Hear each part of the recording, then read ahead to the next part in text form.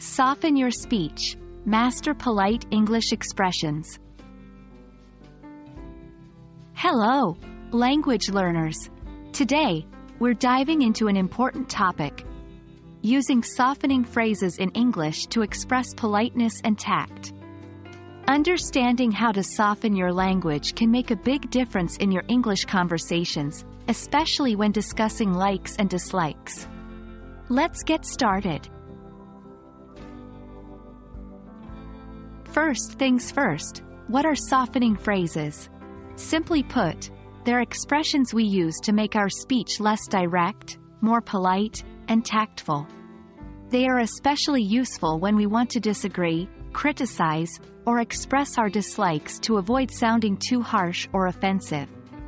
For instance, instead of saying, "I don't like that movie," which can be somewhat direct and potentially rude, you might say, "I don't particularly care for that movie." The latter statement is much softer and more polite. Here are some common softening phrases you can use. 1. I'm afraid that.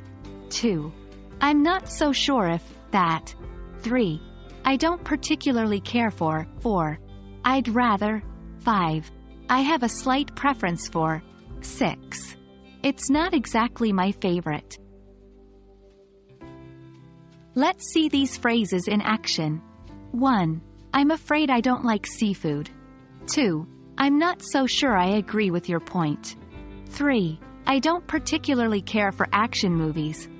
4. I'd rather go to a museum than a theme park. 5. I have a slight preference for classical music over pop. 6. Spicy food is not exactly my favorite.